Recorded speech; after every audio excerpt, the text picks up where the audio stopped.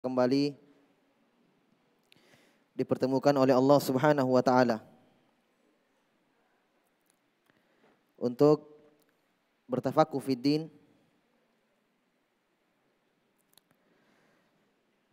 dan sebagaimana yang telah kita ketahui bersama bahwa di hari Kamis di setiap pekannya kita membahas, mengkaji sebuah nazm manzumah, yaitu kumpulan bait-bait syair yang ditulis oleh Syekh Abdurrahman Ibn Nasir As-Sa'di rahimahullahu ta'ala, yang terkait dengan qawaidul fiqhiyah, manzumah qawaidu fiqhiyah. Dan sebagaimana yang telah kita jelaskan pada pertemuan yang lalu, ya karena mungkin ada yang baru ikut, ya, bahwa kaidah-kaidah yang disebutkan di sini itu tidak hanya berlaku di dalam pembahasan fikih.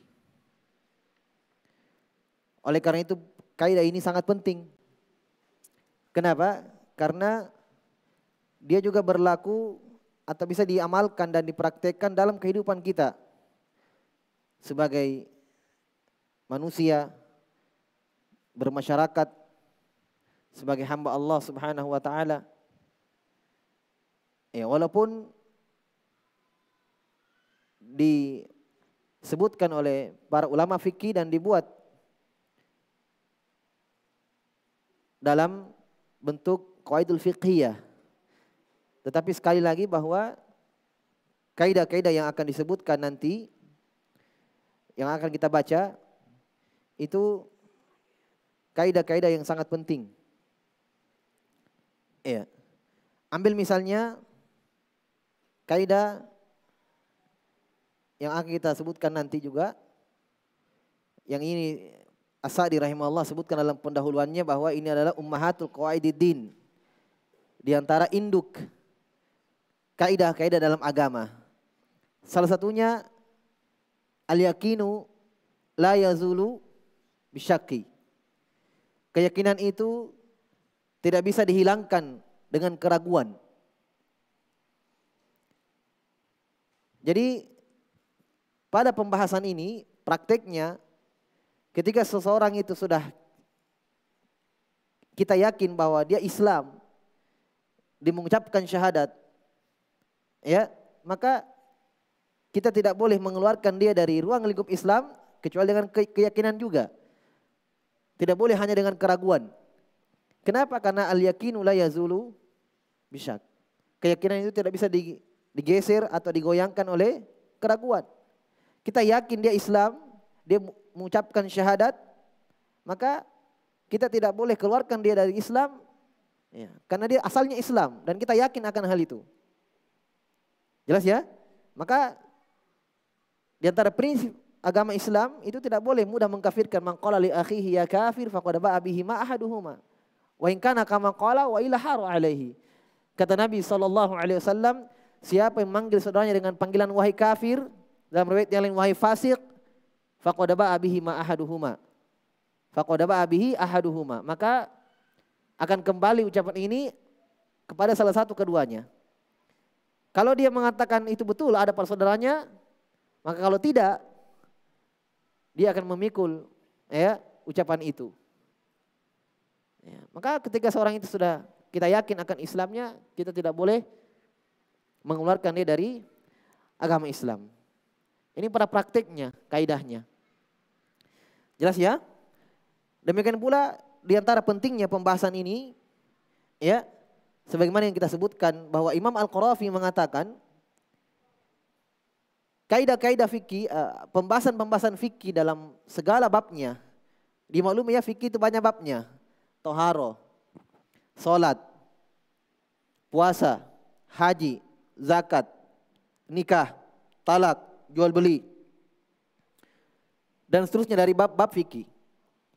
Dengan mempelajari kaidah-kaidah fikih ini, ya, kita akan bisa mengingat dan memasukkan pembahasan-pembahasan fikih di setiap babnya itu hanya dengan satu kaidah yang universal, umum.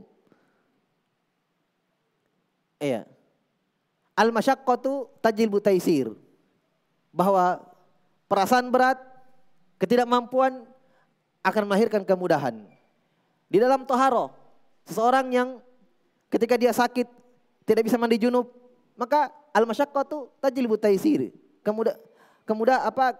Kesulitan, ketidakmampuan selalu akan melahirkan kemudahan. Maka dia boleh tayamum. Di dalam salat, dia tidak mampu untuk berdiri, maka boleh baginya duduk.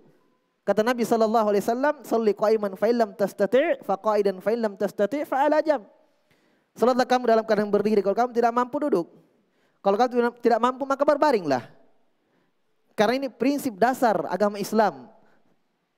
Ketidakmampuan selalu melahirkan apa? Kemudahan. Inna dina yusrun, kata Nabi SAW. Agama itu mudah. Coba perhatikan ya.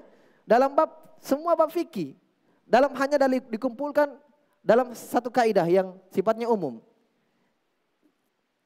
Iya. Dalam bab puasa. Safar dia, tidak mampu puasa, capek, lelah, letih. Boleh baginya berbuka. Diganti hari yang lain. Al-masyaqqatu tajlibu taisir. Ketidakmampuan selalu melahirkan kemudahan. Jelas ya? Dan seterusnya dari pembahasan. Dalam masalah haji, banyak sekali. Iya. Pembahasan fikih dalam bab haji saja. Iya. Ketika seorang yang tidak mampu selalu akan melahirkan kemudahan. Akan ada kemudahan baginya. Dan seterusnya dari kaidah-kaidah yang insyaallah ta'ala nanti kita akan sebutkan. Baik. Dan kita masih di dalam pendahuluan oleh penulis rahimahullahu ta'ala. Kata beliau, perhatikan bukunya. Saya tidak tahu kalau halaman buku antum halaman berapa. Di muqaddimahnya halaman berapa di situ? Yang dibagi. Ya, lihat di bawah di paragraf berikutnya. Fa inni wada'tu li wa li ikhwani. Sudah lihat? Nah, kita sampai di situ ya. Kalau yang ikut pekan lalu insyaallah paham, tahu dia. Baik. As-Sa'di rahimahullah mengatakan dalam pendahuluannya, ini masih pendahuluannya kita baca.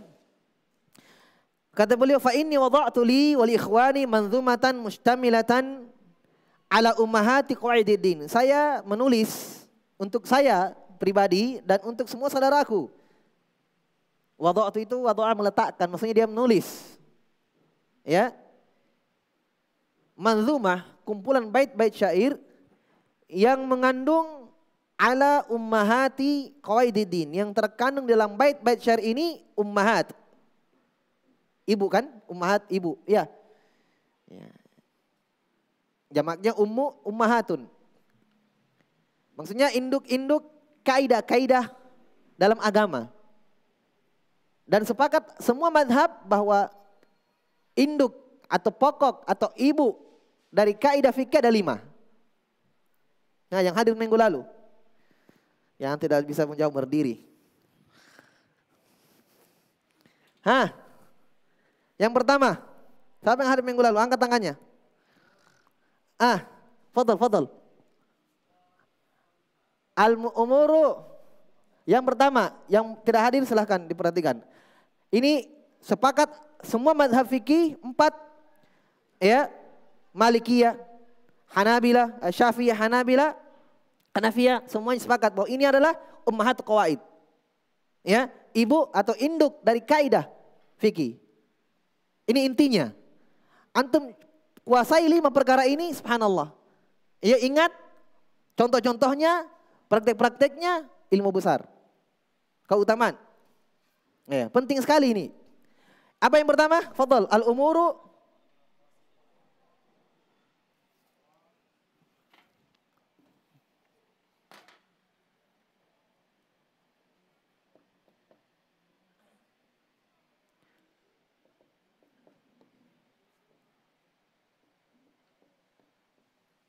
al-umuru bimaqasidiha. Apa artinya? Segala sesuatu itu sesuai dengan maksudnya. Maksud di sini niat.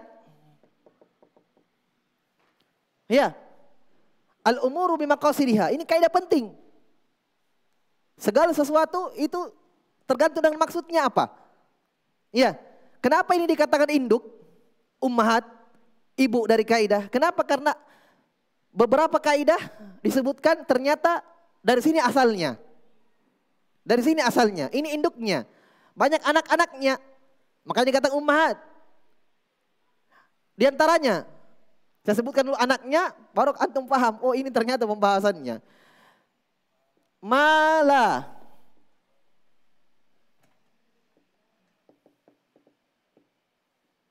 Yatimul wajib illa bihi fahuwa wajib. Kita sepakati bahwa ini bukan dalil. Al-umur bimaqasidiha bukan dalil. Tetapi ulama memudahkan kita untuk memahami dalil. Mereka ambil dari hadis Umar bin Khattab, innamal a'malu binniyat. Amal ini tergantung dengan niatnya. Dari situ ulama memahami agar mudah memahamkan kita memahami nas Al-Quran maupun Sunnah, dimudahkan bahasanya. Oh berarti perkara-perkara itu tergantung dengan maksudnya apa. Paham? Contohnya, ya, berjalan kaki. Berjalan kaki hukumnya mubah kan? Ada berapa hukum syar'i? Hukum syar'i ada berapa? Wajib, sunnah. Kemudian haram pasangannya apa? Makruh. Iya. Di tengahnya apa? Mubah. Kalau perintah, kalau bukan wajib sunnah. Larangan, kalau bukan haram makruh. Di tengah-tengahnya apa? Mubah. Mubah. Kalau ditanya apa itu mubah? Mubah adalah hal yang tidak berkaitan dengan perintah atau larangan. Mubah tidak ada hukumnya. Silahkan dilakukan tidak berdosa, ditinggalkan tidak dapat dosa, tidak dapat pahala juga. Mubah. Faham? Tetapi ketika mubah ini menjadi perantara yang wajib, maka mubah menjadi ibadah dan wajib. Contohnya, berjalan kaki, hukumnya mubah. Ketika berjalan kaki ke masjid, salat berjamaah bagi laki-laki, tidak sempurna kewajiban salat berjamaah. Tanpa dia, maka berjalan kaki ke masjid terhitung apa? Ibadah. Makanya dalam hadits Abu Hurairah muttafaqun alaihi, kata Nabi SAW, man tawadda'a fa ahsanal wudu'ahu, kata Nabi SAW, siapa yang memperbaiki wudu'nya di rumah, dia perindah wudu'nya, perbaiki wudu'nya, dia berjalan kaki, maka kata Nabi SAW, tidaklah satu langkah kakinya terhitung satu pahala untuknya dan terangkat baginya darinya satu dosa. Padahal asalnya jalan kaki apa? Jalan kaki apa asalnya? Mubah. Hanya karena dia apa? Menjadi perantara yang wajib, dia pun jadi ibadah. Al-umuru bimaqasidiha. Perkara sesuai dengan niatnya. Ada kaidahnya itu tadi. Ma la yatimul wajib illa bi fahuwa wajib. Apa-apa yang tidak sempurna kewajiban kecuali dengan dia, maka dia menjadi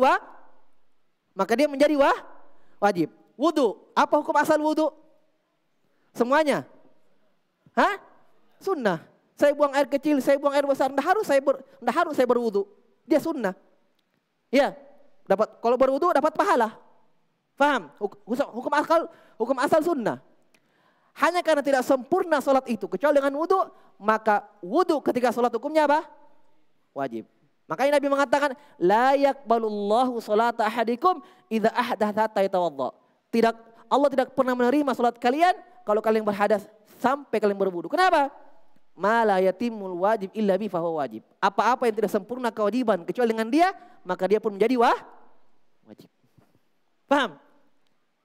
Ini lahir kaidah ini dari sini. Karena kenapa? Segala sesuatu tergantung dengan maksud atau niatnya.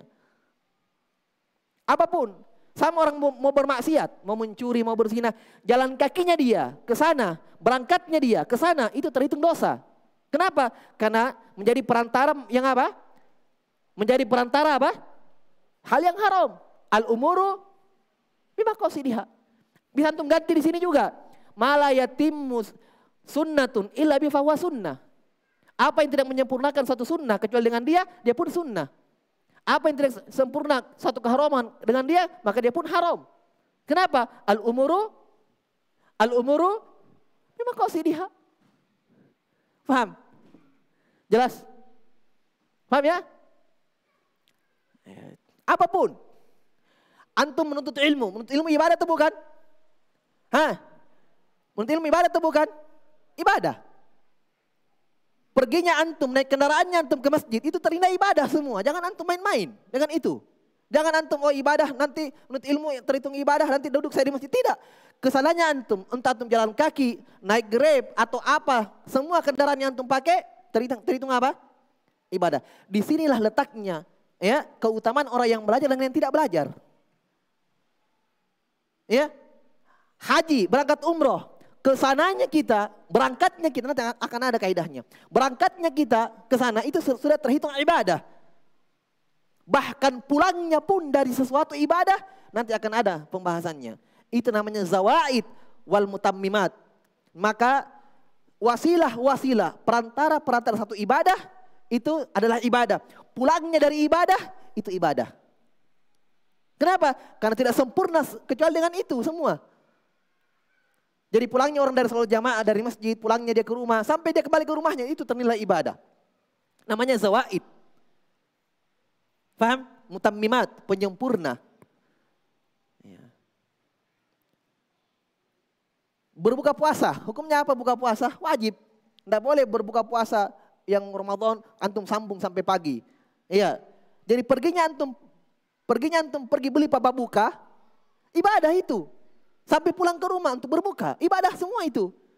Kenapa? Karena tidak sempurna antum berbuka puasa kecuali dengan antum pergi beli. Maka semua itu ternilai apa? Ibadah. Tapi kalau orang tidak belajar dia tidak paham itu. Pak pergi saja beli makanan, makan selesai. Ya kan? Bahkan yang mubah bisa jadi ibadah ketika kita niatkan. Kenapa? Karena segala sesuatu tergantung dengan maksudnya apa.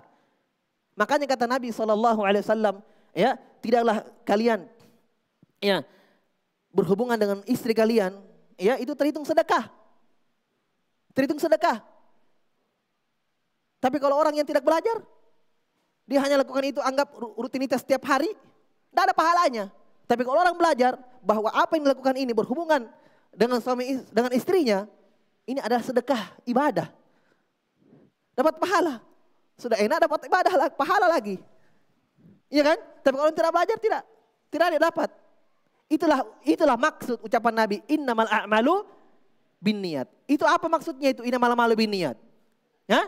Apa maksudnya innamal a'malu binniyat? Apa bedanya dengan wa innamal likulli imrin ma nawa? Apa bedanya? Innamal a'malu binniyat, kata para ulama, ini dua arah pembahasannya. Sekarang saya tanya, terjemahkan dulu. Innamal a'malu binniyat wa innamal likulli imrin ma nawa. Apa artinya? Amalan itu tergantung dengan niatnya. Kalau yang kedua, apa artinya? Wa innamal likulli imrin ma nawa. Seseorang itu akan mendapatkan apa yang dia niatkan. Hampir sama kan? Sama. Kata para ulama ini beda. Beda arahnya. Innamal a'malu binniyat mengarah kepada dua pembahasan. Yang pertama, untuk membedakan antara adat, kebiasaan, dan ibadah itu sendiri. Contoh, mandi wajib. Mandi wajib ada berapa caranya? Ada cara yang sempurna, hadits Maimunah dan hadits Aisyah, dan ada ada cara yang cuma sekedar cukup, ya kan? Mandi 3 kali siram.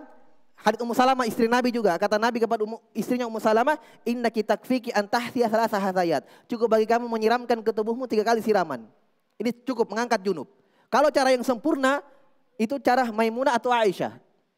Ya, berwudu dulu, kemudian hadits Maimunah bergeser, nanti cuci kaki terakhir, dan seterusnya yang antum amalkan. Mungkin antum banyak amalkan cuma mandi sabun selesai. Apalagi kalau buru-buru. Hah? Tidak ada masalah. Taib. Cara yang cukup saja mandi ya. Dengan yang mandi biasa. Kalau kita lihat zahirnya sama-sama mandi. Tetapi yang satu dapat pahala wajib, pahala, yang satu tidak ada apa-apanya. Ya kan? Ada kebiasaan sore-sore habis main bola mandi. Dapat apa? Tidak ada.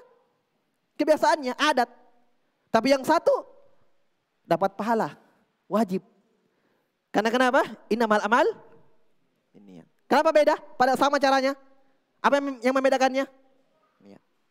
Innamal amal binniyat. Yang kedua, arah kedua, innamal amal binniyat mengarah kepada untuk membedakan ibadah yang satu dengan ibadah yang lainnya.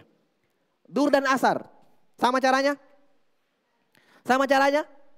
Sama. Apa yang membedakannya? Niatnya. Makanya sepakat ulama tidak sah seseorang ketika di waktu asar dia niatkan duhur. Tidak sah. Siapa tahu ada yang baru-baru bangun masih blank. Allah Akbar, niatkan duhur dalam hatinya. Salat asar, tidak sah, ulangi. Paham? Dia bangun, salat apa ini? Duhur. Allah Akbar, dalam hatinya duhur. Padahal waktu asar. Tidak sah salatnya. Ulangi. Kenapa? Innamal a'mal binniyat. Untuk membedakan ibadah yang satu dengan ibadah yang lainnya. Paham? Yang sunnah dan yang wajib. Salat tahiyatul masjid, salat 2 rakaat sebelum salat subuh. Dengan salat subuhnya, sama-sama 2 rakaat. Tapi satu mendapatkan pahala wajib dan satu mendapatkan pahala sunnah. Apa yang membedakannya? Niat. Al-umur bimaqasidiha. Ini kaidahnya. Paham? Wa innama likulli imrin ma nawa. Arahnya di sini adalah kamu ibadah untuk siapa? Paham? Makanya kata Nabi SAW, seseorang itu akan mendapatkan sesuai apa yang dia niatkan. Kalau dia niatkan untuk Allah, dia akan dapatkan Allah SWT pada hari kiamat, mendapatkan pahala. Tapi kalau dia niatkan pujian, dia dapatkan pujian. Ingat hadits Abu Hurairah muttafaqun alaihi, kata Nabi, awwal ma tusa'aru bihi munar salasa. Yang paling pertama dipanggang oleh api neraka ada 3. Ingat? 3 orang ini beramal amalan besar. Satunya terbunuh di medan jihad. Mati dia di depan. Berhadapan dengan Allah pada hari kiamat, ditanya, "Madza amilta? Apa yang kamu amalkan?" Qataltu fi sabilik. Saya terbunuh jalanmu ya Allah. Kata Allah, kadzabta, kamu bohong. Kamu waktu di dunia terbunuh, kamu di depan hanya untuk dikatakan kamu jari, kamu berani. Kata Allah, faqad qila, dan itu kamu dapatkan. Maksudnya apa? Karena ingin dia dipuji, maka di dunia dia dipuji. Tapi di akhirat tidak ada dapat kecuali api neraka. Kata Nabi SAW, orang ini dilempar ke dalam api neraka. Kenapa? Wa innama likulli imri'in ma nawa. Kalau dia inginkan jabatan, diberi. Tidak dirugikan. Diinginkan harta dengan amalannya, diberi. Tapi kata Allah Subhanahu wa taala, "Man kana yuridul hayata dunya wa zinataha, nuwaffi ilaihim a'malahum fiha wa hum fiha la yubkhasun, ulaika alladziina laisa lahum fil akhirati illa an-nar wa habita ma sana'u fiha wa batilu ma kanu ya'malun." Kata Allah, siapa yang beramal hanya untuk mendapatkan perkara dunia. Kata Allah, "Nuwaffi ilaihim a'malahum fiha." Kami akan penuhkan apa yang diinginkan. Kami beri. Wa innamal likulli imrin ma nawa. Kata Allah, tapi itulah mereka lah yang tidak ada bagian mereka di akhirat kecuali api neraka. Terhapus seluruh amalan mereka dan akan hangus seluruh apa yang mereka amalkan. Wa innamal likulli imrin ma nawa. Paham ya? Ya, jadi 2 kalimat ini hadits Umar bin Khattab beda arah pembahasannya. Seakan-akan kalimatnya kalau diterjemahkan mirip, sama. Ada situlah kaidah ini, umur bimaqasidiha. Baik, yang kedua. Kaidah yang kedua, baru kita lanjut baca mukadimahnya. Yang kedua, saya ulangi lagi nih pekan kemarin. Apa? Ahsan tabarakallahu fik. Al-masyaqqatu. Enggak apa-apa, ini bonus bagi yang udah hadir kemarin. Al-masyaqqatu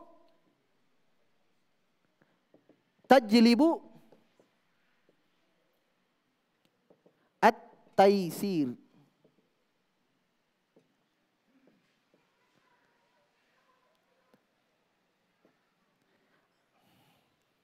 Ya. Apa itu masyaqqah? Ketidakmampuan ya. Selalu melahirkan kemudahan. Al-masyaqqatu tajlibu at-taysir. Ini kaidah yang umum juga. Dikatakan oleh para ulama di antara ummahatul qawaid, induk atau ibu dari kaidah-kaidah. Apa anak di antara contohnya kaidah yang lahir dari sini anaknya? Masya Allah. Ad-daruratu.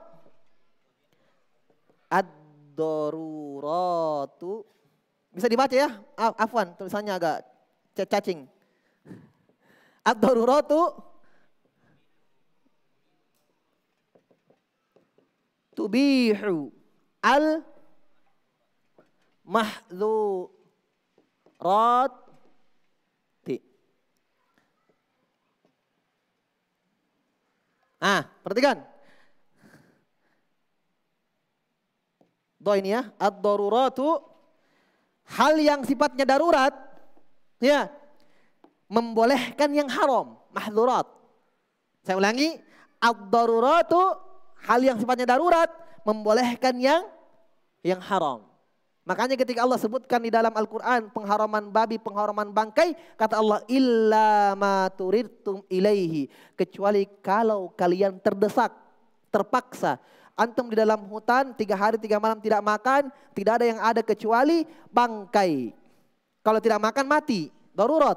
Iya, makan juga haram.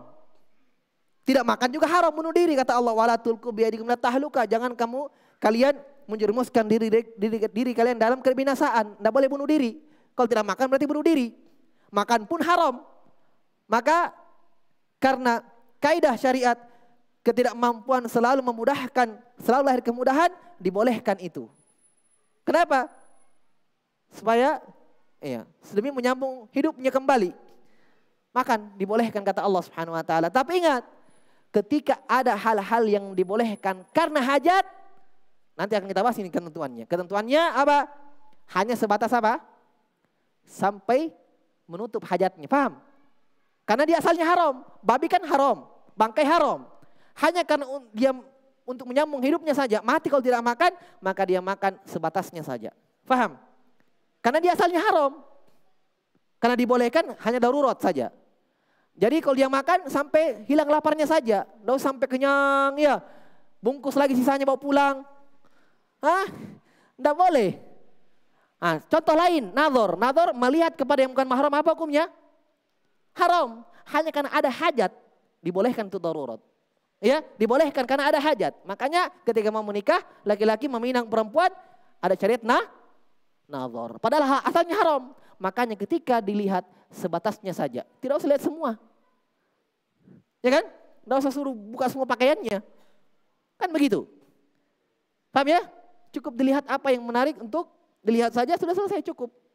Iya, ketika nadhor sudah lihat, ya rambut sampai ke leher mewakili yang di dalam, kaki sampai di betis sudah mewakili yang di atas, tangan sampai di siku sudah mewakili semua. Sudah lihat selesai. Tidak usah coba berdiri, putar-putar. Apa itu? Asalnya apa? Asalnya apa? Haram. Tidak boleh. Paham? Jadi paham ya? Jadi pahami saja dulu kaidah umumnya bahwa ketidakmampuan masyaqqah tajlibu taisir. Ini kaidah. Berlaku dalam semua bab pembahasan, bahkan di dalam kehidupan sehari-hari pun berlaku. Masyaqqah tajlibu taisir. Paham ya? Sudah dipahami? Tetapi perlu untuk antum ketahui, sebenarnya nanti ini ada pembahasannya, tapi tidak apa-apa kita sebutkan sekarang karena sudah tak kalah kita sebutkan. Masyaqqah, ketidakmampuan dalam syariat itu ada 2. Yang pertama, masyaqqah, ketidakmampuan yang di luar kemampuan manusia. Kalau ini, masyaqqah bermakna ini sama sekali tidak ada dalam agama. Tidak ada yang di luar batas kemampuan manusia. Ini dihilangkan oleh Allah dan Rasulnya, tidak ada sama sekali. Paham? Masyaqqah jenis pertama tidak ada sama sekali. Ya? Makanya ketika tidak mampu berdiri, duduk. Tidak mampu duduk, baring. Tidak mampu puasa, boleh berbuka. Ya, karena memang tidak ada masyaqqah yang melebihi kadar kemampuan manusia. Dihilangkan itu dalam agama. Tidak mampu, hilang. Ada keringanan. Paham? Masyaqqah jenis kedua, berat juga. Tapi masih batas kemampuan manusia. Ini ada dalam syariat. Itulah asal ibadah. Ya, makanya Jibril ketika diciptakan neraka pertama kali, surga pertama kali, Allah perintahkan Jibril lihat dulu surga. Ya, maka Jibril mengatakan, Masya Allah indahnya surga. Maka kata Jibril kepada Allah Subhanahu Wa Taala, ya semua manusia akan masuk ke dalamnya karena indahnya surga. Kata Allah lihat yang kedua kalinya. Maka ketika Jibril diperintahkan untuk melihat kedua kalinya, Allah Subhanahu Wa Taala mengitari, ya, menciptakan sesuatu yang mengelilingi surga itu dengan hal-hal yang sangat meletihkan, yang tidak disukai oleh jiwa. Maka Jibril berkata apa? Ya Allah, saya khawatir hambamu tidak ada yang masuk ke dalam. Kenapa? Karena dikelilingi oleh hal-hal yang tidak menyenangkan bagi jiwa. Itulah ibadah. Ini masyaqqah juga. Masih mau tidur, dipanggil adzan subuh, hayya 'alas shalah. Berat kan? Kita masih mau tidur, jiwa masih mau. Tapi mampu itu. Kalau ini ada. Paham? Bukan ini yang dihilangkan, kalau ini ada. Tapi pembahasan masyaqqah di sini adalah masyaqqah yang sama sekali di luar kemampuan manusia, akan lahir kemudahan. Adapun masyaqqah yang sifatnya ya bisa kita lawan, bisa itu wajar. Ya. Kata Nabi SAW, maukah saya kabarkan kepada kalian satu amalan. Kalau kalian amalkan masuk surga. Kata sahabat, iya Rasulullah. Asbigul wudhu alal makari. Jaga wudhu kalian, perbaiki wudhu kalian tatkala dingin. Mampu tidak? Bisa. Dingin-dingin sedikit berwudhu, bisa. Iya. Besar pahalanya. Faham? Yang ketiga. 5 ini 5. Yang ketiga apa? Hah? Apa? Al-yakinu la yazulu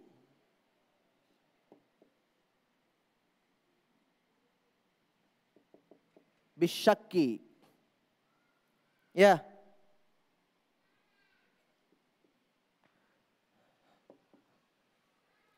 Ya. Keyakinan tidak bisa dihilangkan, yazul.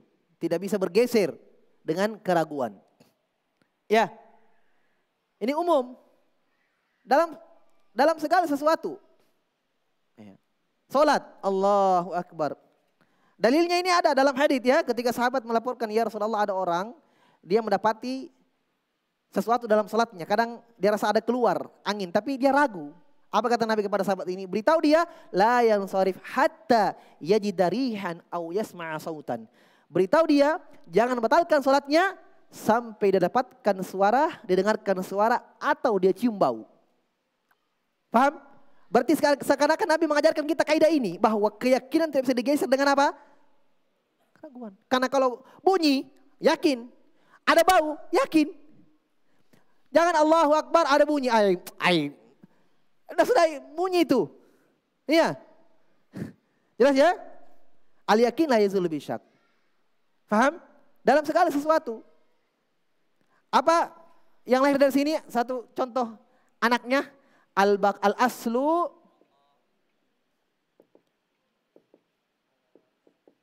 baqa'u ala ma kana. Masya Allah. Segala sesuatu itu asalnya adalah apa? Tetap. Di atas asalnya, makana. Apa yang dia di atasnya. Maksudnya begini, prakteknya. Seseorang ya, ketika sudah sah Islamnya, dia mengucapkan kalimat syahadat, asyhadu an la ilaha illallah wa asyhadu anna Muhammadur Rasulullah, berarti asalnya dia apa? Asalnya dia apa? Islam.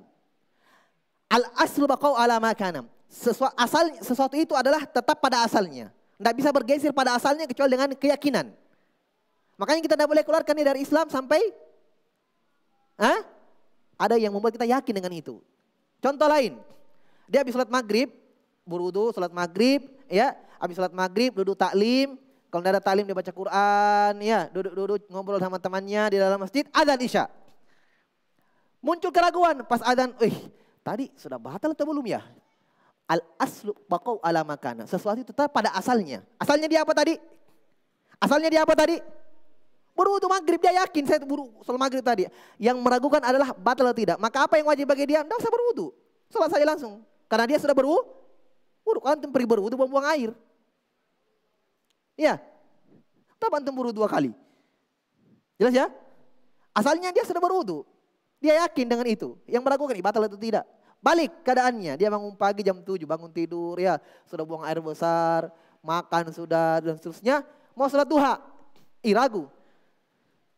Saya sudah wudu atau belum? Apa yang wajib bagi dia? Pergi berwudu karena dia asalnya belum wudu. Dia bangun tidur, sudah batal memang wudunya. Dia sudah buang air, makan, mau sholat duha, dia ragu, saya sudah wudu atau belum? Kembali kepada asalnya, al-aslu baqau ala ma kana.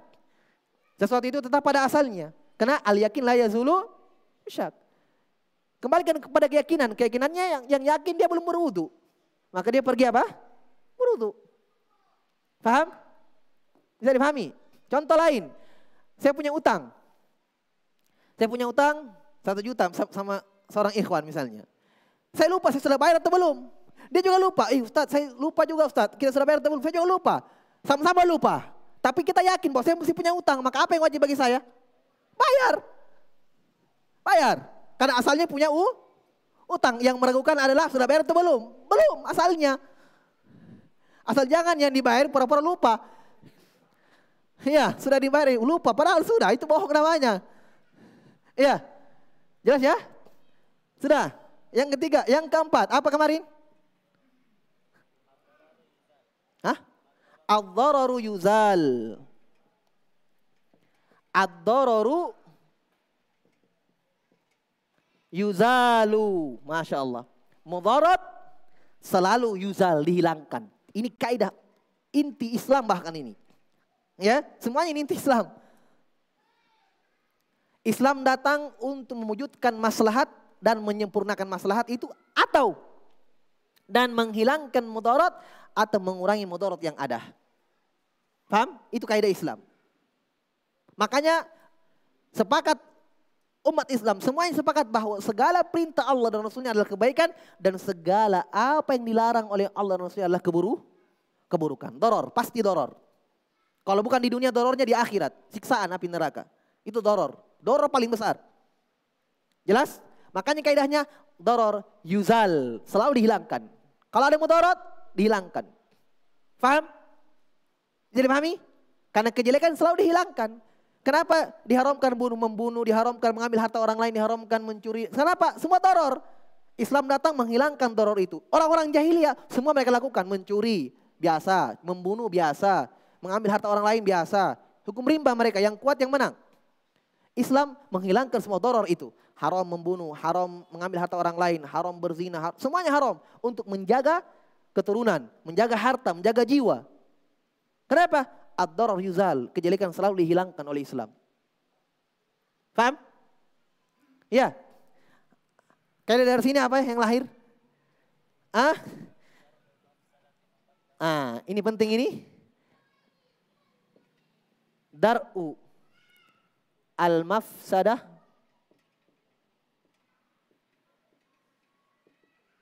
muqaddamun ala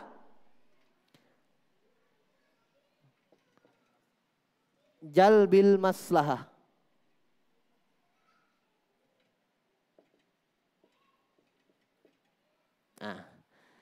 Menolak darul mafsadah, menolak mafsadah, kejelekan itu lebih didahulukan daripada mendapatkan kebaikan.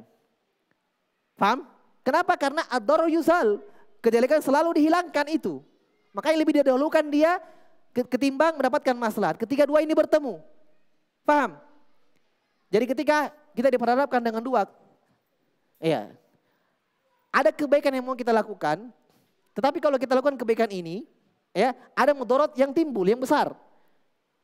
Mana kita pilih? Kita lakukan maslahat, tapi timbul mudarat.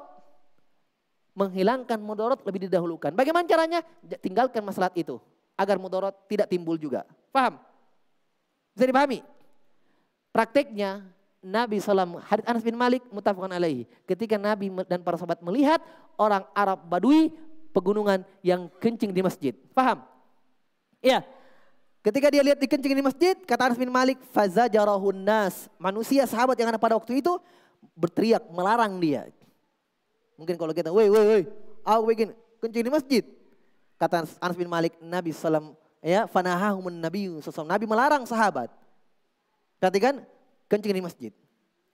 Perhatikan ya, melarang kencing di masjid ini apa? Maslahat kan? Mencegah dia untuk kencing. Melarang dia untuk kencingnya ini apa mas? Kebaikan kan? Kebaikan atau kejelekan itu? Melarang orang dari yang mungkar. Kebaikan. Tapi kenapa Nabi melarang sahabat untuk melarang orang ini? Ada mudarat kalau dilarang. Pertama, dia kan sudah kencing ini. Ya, yang asalnya satu titik saja kencingnya. Kalau dilarang, terhambur dia lari sambil kencing. Mungkin dia bilang, saya suruh kalau larang saya. Terhambur kencingnya, mudarat. Satu. Yang kedua, penyakit bagi dia. Dia ini orang baru masuk Islam. Arab Badui. Kalau dia tahan, ya penyakit bagi dia. Ad-darar yuzal. Kejelekan selalu dihilangkan. Maka Nabi membiarkan maslahat demi untuk tertolaknya mudarat yang lebih besar. Kalau kita lihat hadits ini, kita akan orang yang tidak paham, tidak belajar. Dia, kenapa Nabi membiarkan kejelekan? Tidak ada yang mengatakan kencing di masjid adalah kebaikan. Semua orang mengatakan kencing di masjid adalah keburukan. Tapi kenapa Nabi membiarkan? Kenapa Nabi melarang sahabat? Nah, ini tidak belajar. Seakan-akan Nabi sudah ajarkan kita kaidah. Ya, inilah, disinilah ya jasa para ulama. Jazahumullah khairan. Mereka memudahkan kita untuk memahami nas itu dengan bahasa-bahasa yang ringkas seperti ini. Padahal Nabi sebenarnya dan para sahabat sudah pakai kaidah. Hanya dibahasakan oleh para ulama. Inilah kita pelajari. Iya kan? Kalau orang tidak belajar, kenapa Nabi ini membiarkan kejelekan? Masalahnya orang ini tidak ada yang tahu. Tidak ada yang tahu kalau dia datang mau kencing. Dilihat sudah kencing. Seandainya mungkin ditahu dia mau kencing, ditahan. Kau mau apa? Sholat atau kencing? Masa tidak ditahu, dia datang tiba-tiba langsung kencing dilihat. Maka sudah terlanjur dia kencing, kata Nabi biarkan saja. Setelah dia pergi, Nabi perintahkan sahabat untuk mengambil air, siram kencingnya, selesai. Kenapa? Ad-darar yuzal. Paham? Kejelekan selalu dihilangkan. Jelas ya? Sama tadi itu, perhatikan, sama tadi. Iya. Seperti kasus tadi, makan bangkai. Kalau dia makan, ya, doror, haram. Dia tidak makan lebih doror lagi. Mati dia. Ad-doror yuzal. Dihilangkan. Jelas ya? Sudah, nanti kita akan lebih jelas ini. Masing-masing ada kaidahnya. Hanya karena Syekh sebutkan dalam muqaddimah. Ummahatul Qawaid. Jadi saya perkenalkan inilah Ummahatul Qawaid. Induk dari kaidah-kaidah. Yang terakhir. Ini yang belum ya? Nah ini yang banyak tanya. Wow, tinggal satu Ustaz, tanggung. Ya kemarin sudah azan maghrib. Tidak dirasa. Sudah azan, selesai. Sudah saya hapus ini ya? Iya, saya hapus. Nah, saya hapus. Yang belum, lihat sama yang sudah. Yang terakhir, yang kelima, di antara Ummahatul Qawaid, al-adah. Muhakkamatun. Nah, kebiasaan adat itu sebenarnya bahasa Arab. Hanya orang Indonesia ambil. Adat, ya adat, kebiasaan. Hanya kalau kita adat Indonesia, adat sudah bahasa yang ya sakral begitu. Adat berarti ya ada ritual-ritual khusus ya adat. Tapi adat asalnya bahasa Arab. Ada tuh. Diambil jadi adat. Kebiasaan artinya ya. Ada kebiasaan muhakkamah, dihukumi. Ada hukumnya dalam Islam. Ini penting juga. Ya. Ketika ada hukum dalam syariat, ada syariat yang Allah tidak sebutkan hukumnya, batasannya. Contoh, dalam Al-Quran kata Allah, wabil walidaini ihsana, kepada kedua orang tua kalian berbuat baiklah. Sekarang saya tanya, ada batasannya berbuat baik itu? Dalam Al-Quran ini berbuat baik, ini, sampai di sini batasnya. Disebutkan rinciannya ada? Ada dalam Al-Quran dan Sunnah batasannya? Di antara bentuk-bentuk berbuat baik kepada orang tua, ada? Tidak ada kan? Maka bagaimana kita merinci ini? Bagaimana bentuk berbuat baik kepada orang tua? Tidak ada batasannya. Kembali kepada kaidah al-ada muhakkamah. Kebiasaan dihukumi. Maka kebiasaan kita di masyarakat, apa yang kita sudah anggap itu berbuat di antara bentuk berbuat baik kepada orang tua, masuk dalam ayat wabil walidaini ihsana. Kalau kita di sini mencium tangan orang tua, baik atau tidak? Baik. Kalau di tempat lain, di Arab bukan cium tangan, cium jidatnya orang yang lebih tua, orang tua, masyayikh dan seterusnya. Kita cium tangan, itu adat. Semua dianggap baik, maka semua itu masuk dalam firman Allah wabil walidaini ihsana. Untuk kedua orang tua berbuat baiklah. Paham? Kembali kepada urf, kebiasaan. Kenapa? Ini hikmah ya. Karena akal manusia selama dia masih waras itu tidak pernah bertentangan dengan syariat. Maka apa yang dianggap masyarakat itu kebaikan, ya baik. Apa yang dianggap baik oleh syariat, maka itu pasti dianggap baik oleh akal manusia. Kenapa? Karena akal yang sehat tidak pernah bertentangan dengan syariat Allah Subhanahu Wa Taala. Paham? Makanya coba untuk melihat yang di kita masyarakat, khususnya Makassar misalnya, segala hal-hal yang termasuk dianggap bentuk adab, bentuk berbuat baik pada orang tua, pasti hal-hal yang baik. Pasti hal-hal yang diterima dengan akal, ya tidak? Disuruh beli gas sama orang tua, pergi, berbuat baik. Tidak ada di antara kita yang menganggap bentuk berbuat baik kepada orang tua tentang orang tua. Tidak ada. Ya kan? Semua itu menganggap ini jelek. Karena tidak ada batasannya, maka kembali kepada urf di situ, adat di situ, kebiasaan tempat itu. Kalau mereka menganggap ini berbuat baik kepada orang tua, maka masuk dalam firman Allah wabil walidaini ihsana. Jelas? Contoh lain dalam safar. Safar, mengkosor solat, menjamak solat. Tidak ada batasannya berapa kilo dalam hadits. Tidak ada batasannya. Yang ada dalam Al-Quran dan hadis cuma umum saja. Boleh kalian menjamak sholat. Qasar sholat. Yang 4 jadi 2. Yang 3 tetap 3, yang 2 tetap 2. Jangan yang 2 jadi 1, yang 3 jadi 2. Yang 4 jadi 2. Jelas? Berapa kilo? Tidak ada batasannya. Maka kembali kepada kaidah ini. Al-adatu hakam. Kebiasaan tempat itu kalau mereka anggap safar, ya itulah safar. Kita di sini Makassar misalnya Pangkep sudah safar. Ke atas lagi safar. Tapi kalau hitung jarak itu tidak ada. Kenapa? Kalau kita misalnya Pangkep berapa kilo? Anggaplah 40 sampai 50 kilo. Kalau di Jakarta itu masih biasa mereka. Jakarta itu luas. Mereka keliling-keliling Jakarta sudah sama jaraknya kita Makassar Pangkep, mereka belum anggap safar. Karena kebiasaan mereka itu belum apa? Belum apa? Belum safar. Kita Pangkep, Makassar Pangkep sudah safar. Ke atas lagi sudah safar. Jelas ya? Maka kembali kepada kebiasaan. Haid, perempuan haid. Iya. Kalau dia tidak punya kebiasaan. Karena perempuan haid itu, ya kadang ada yang 7 hari, 10 hari, ya kebiasaan dia. Ini orang tidak punya kebiasaan. Yang dirasakan ini biasanya orang yang sering melahirkan, selesai nifas, hamil lagi, melahirkan lagi terus. Tidak ada kebiasaannya hilang. Atau yang kedua orang yang baru haid. Perempuan yang baru balik, baru haid. Dia tidak punya kebiasaan. Bingung dia, keluar darah terus, bagaimana ini? Maka al-adatu hakam. Lihat keumuman perempuan di sekitar dia, berapa kali haid. Ikuti itu saja. Paham? Jelas ya? Ikuti saja itu. Karena darahnya tidak pernah berhenti keluar, terus sudah berapa hari ini. Ikuti saja kebiasaan perempuan di sekitar dia. Tanya, 7-10 hari, itulah ikuti kebiasaan itu. Al-adatu hakam. Jelas ya? Dan adat itu dikatakan adat kebiasaan ketika sudah berulang berapa kali? Ketika berulang berapa kali? Dikatakan itu adat. Adat ini kan artinya kembali. Ada, makanya ada surat id. Id, ada ya'udu. Artinya kembali.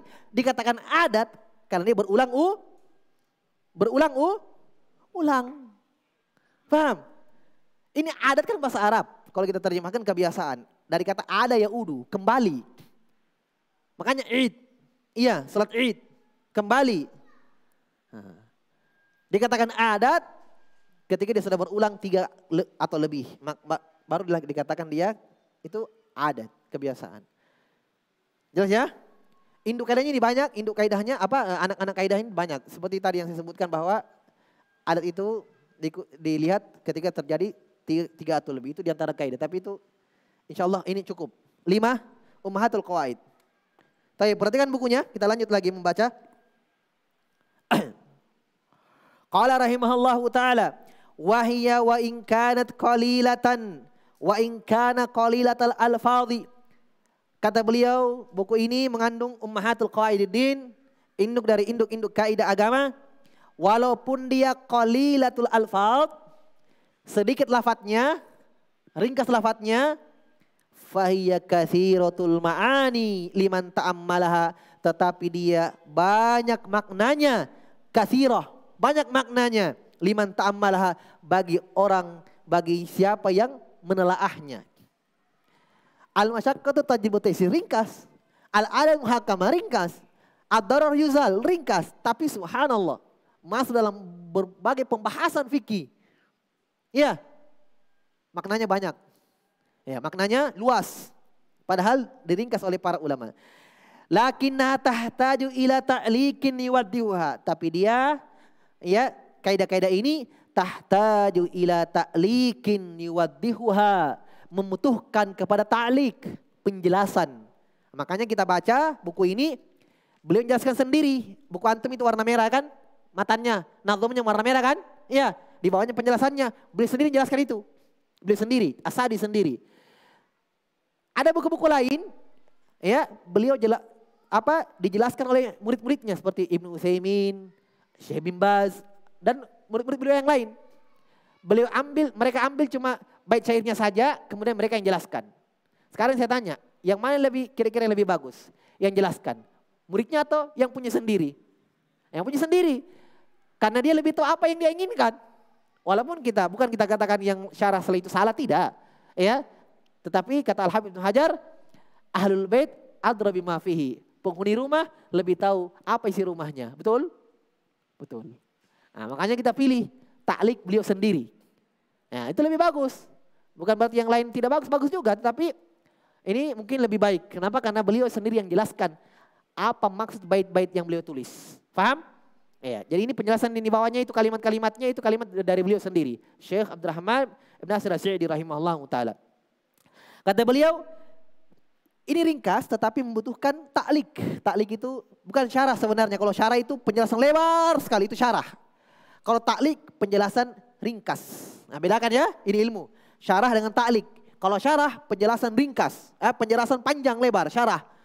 Ya, bisa dibilang mungkin kalau syarah di taklim, disyarah, dijelaskan itu syarah namanya, ya. Nah, kalau penjelasan tapi ringkas namanya taklik. Paham? Ya. Kata beliau, ini butuh taklik.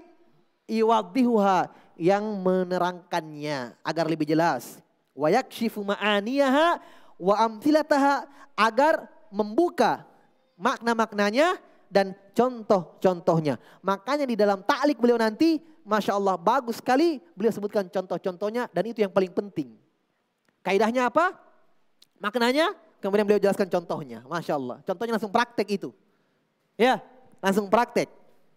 Nanti akan berjalan, seiring berjalannya waktu kita akan lihat, Masya Allah ternyata ya buku ini sangatlah diperlukan khususnya bagi penuntut ilmu. Tunabbihu al-fatina ala ma wara'a dzalika. Yang penjelasan itu memberikan tanbih, peringatan-peringatan, faidah-faidah al-fatina. Ya, memberikan peringatan kepada fikiran, fatin, kecerdasan manusia, kecerdasan kita, berpikir.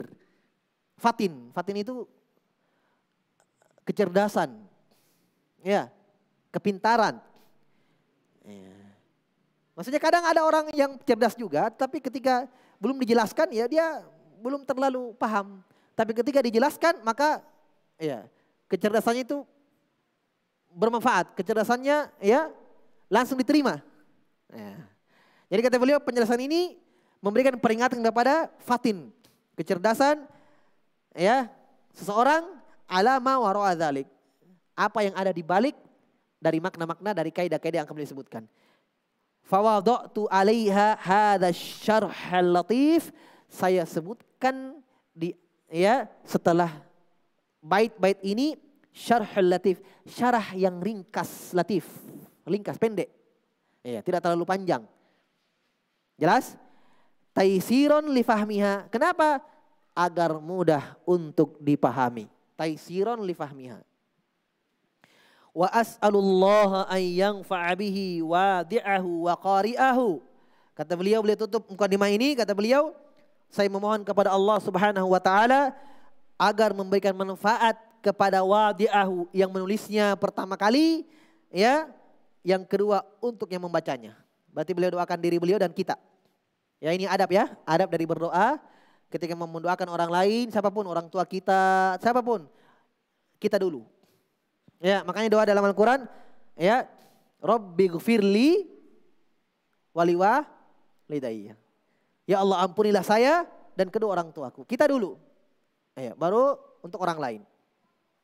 Makanya beliau katakan semoga bermanfaat bagi yang menulisnya dan orang-orang yang membacanya. Dan subhanallah ini buku sangat bermanfaat. Makanya para ulama yang masih hidup bahkan yang sudah meninggal itu ihtimam dengan kawaid yang disebutkan di sini. Ya, kadang mereka daurah ya. Seperti Syekh Sulaiman Ar-Ruhaili misalnya daurah sehari 2 hari beliau bahas ini. Nazm-nazm ini beliau jelaskan, beliau syarah dalam daurah-daurah beliau. Syekh Abdul Razak, Syekh Abdul Salam Asy-Syu'air dan selainnya dari para ulama, mereka kalau diberikan waktu untuk daurah sehari 2 hari dan ringkas, mereka yang ini mereka jelaskan, yang mereka baca. Wa yaj'alahu khalisan liwajhil karim, dan semoga Allah Subhanahu wa taala menjadikan amalan ini ikhlas mengharapkan wajah Allah Subhanahu wa taala. Innahu raufur rahim. Dialah Allah Subhanahu wa taala yang maha lembut lagi maha menyayangi. Taib. Jelas ya? Ini diantara pendahuluan dari beliau rahimahullahu ta'ala. Taib.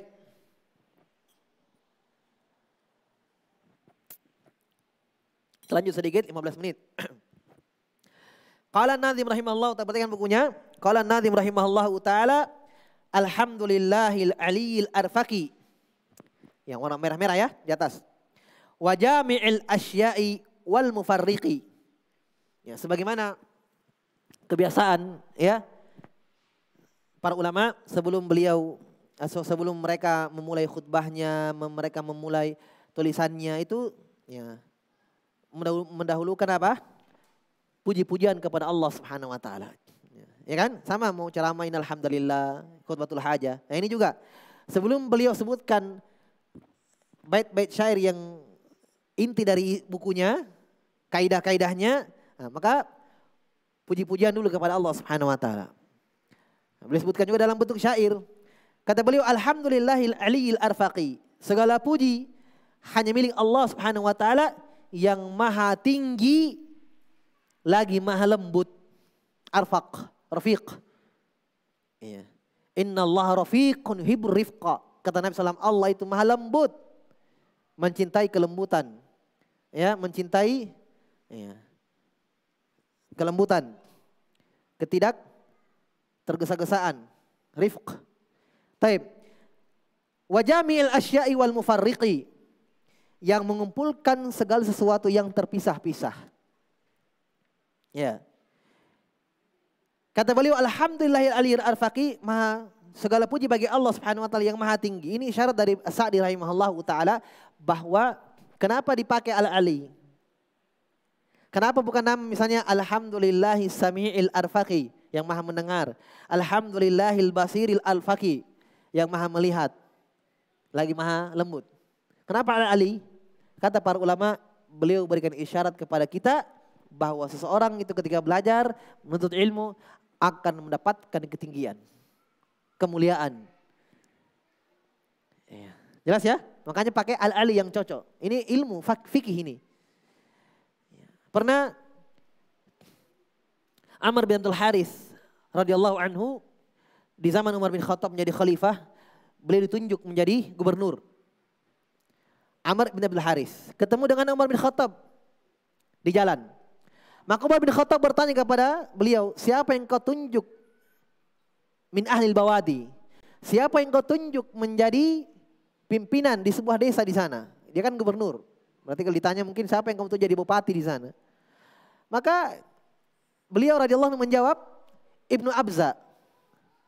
Ibnu Abza. Umar tidak kenal siapa ini Ibnu Abza. Siapa itu Ibnu Abza? Kamu tunjuk menjadi pimpinan di sebuah desa di sana, sebuah kampung. Maka kata sahabat yang mulia ini Amr bin Abdul Harith, dia adalah maulan min mawalina. Dia adalah bekas budak dari budak-budak kami. Maka Umar bin Khattab semakin heran. Engkau tunjuk menjadi pimpinan bekas budak. Maka Amr bin Harith mengatakan, saya tunjuk dia, wa amirul mukminin, innahu alimun bi kitabillah wa alimun bil faraid. Karena dia adalah orang yang alim dengan Al-Quran dan alim dengan tentang ilmu warisan. Subhanallah. Maka Umar bin Khattab membenarkan amalan sahabat ini. Kata Umar bin Khattab, sami'tun nabiyya sallallahu alaihi wasallam yaqul. Saya dengarkan Nabi bersabda, innallaha yarfa'u bihadzal kitabi aqwaman wa yad'u bi akharin. Allah mengangkat satu kaum derajat mereka disebabkan karena kitab ini, yaitu Al-Quran. Dan Allah menghinakan satu kaum disebabkan karena mereka meninggalkan Al-Quran. Berarti benar perbuatan Amr bin Harith. Dia angkat, dia muliakan seorang walaupun dia orang yang dianggap hina, orang yang dianggap miskin, tetapi dimuliakan dengan ilmu agama. Dan ini ikhwan, kemuliaan didapatkan di dunia dan di akhirat. Didahulukan dia. Kalau di akhirat jelas kita tidak usah bahas itu jelas janji Allah, innal yarfa'illahu alladhina amanu minkum walladhina utul ilma darajat. Allah mengangkat beberapa derajat kalian. Siapa? Orang beriman dan orang-orang yang berilmu beberapa derajat. Didahulukan oleh Allah Subhanahu wa taala. Dikatakan kepada orang yang ahli baca Quran, Iqra wartaqi. Warattil kama turattilu fid dunya. Kata Allah, bacalah dan terus naik tinggi derajat, naik. Karena fa inna akhir manzilatik akhir ayat taqra'uha. Karena akhir kedudukan adalah di akhir ayat yang engkau hafal, di akhir ayat yang kau baca. Subhanallah. Terus disuruh naik. Ini di akhirat. Di dunia, bagaimana mereka mendapatkan kemuliaan. Bahkan di alam barzakh, dalam sebuah riwayat, ada 2 orang yang terbunuh di medan jihad. Dikuburkan satu liang, 2 orang. Maka sahabat yang menguburkan ini bingung, siapa yang dimasukkan duluan? Maka mereka bertanya kepada Nabi, ya Rasulullah, yang mana duluan kami masukkan? Apa kata Nabi? Yang mana di antara mereka berdua yang hafal Quran? Kata sahabat, yang ini ya Rasulullah, dahulukan dia. Dahulukan dia. Subhanallah. Nabi mendahulukan orang yang menghafal Quran. Perhatikan ya, bagaimana mereka dimuliakan. Dalam masalah dunia juga seperti itu. Dalam urusan dunia, masih dalam dunia ini mereka dimuliakan. Dalam hadits contohnya, ya ummukum aqra'ukum li kitabillah. Yang memimpin imam salat kalian adalah orang yang paling alim dengan Al-Quran. Ini masih di dunia. Tapi mereka sudah mendapatkan kemuliaan. Jelas ya? Nah, ini makanya beliau pakai Al-Ali. Maka seorang ketika mempelajari agama Allah Subhanahu wa taala, dia bertafakuh fiddin, maka dia mendapatkan ketinggian derajat, kemuliaan yang tinggi. Wa jamil asya'i wal mufarriqi, kata beliau, dan mengumpulkan sesuatu yang mufarriq, yang terpisah-pisah. Yang terpisah-pisah. Ini isyarat dari beliau rahimahullahu taala bahwa mempelajari kawaid fikhiyah, kaidah-kaidah fikih, seseorang akan bisa mengumpulkan pembahasan-pembahasan fikih yang terpisah-pisah, bab taharah, bab salat, bab haid, bab nikah, bab puasa, bab zakat. Ya, terpisah-pisah, tapi dia kumpulkan dalam satu kaidah. Ambil satu misalnya, al-masyaqqatu tajlibu taysir. Tidak mampu salat berdiri duduk dalam salat. Ya, tidak mampu puasa karena dia safar, dimudahkan. Boleh baginya berbuka, ganti di hari yang lain. Kenapa? Al-masyaqqatu tajlibu taysir. Ketidakmampuan selalu melahirkan kemudahan. Dalam bab salat dan puasa. Dalam toharo sudah tidak ada air, ya, atau dia sakit, ada air tapi tidak mampu mandi junub, tayamum. Karena dia sakit. Al-masyaqqatu tajlibu taysir. Dalam segala pembahasan, dalam haji misalnya, ya, tidak diharamkan baginya mereka mencukur tahalluk, ya, sebelum waktunya, tidak boleh mencukur kepala. Tapi orang banyak kutunya terhalangi, sebagai dalam hadis seorang sahabat lagi haji, karena dia panjang rambutnya, banyak kutunya terhalangi sampai jatuh di matanya, kutunya. Maka dibolehkan bagi beliau radhiyallahu anhu mencukur kepalanya, padahal belum waktunya. Itu dilarang. Tapi kenapa? Al-masyaqqatu tajlibu taysir. Jelas ya? Jadi dia kumpulkan pembahasan-pembahasan fikih hanya dalam satu kaidah. Makanya di sini disebutkan Allah mengumpulkan segala sesuatu yang terpisah-pisah. Hanya isyaratnya ke sana. Iya, isyaratnya ke pembahasan yang kita sebutkan tadi. Jelas ya? Taib.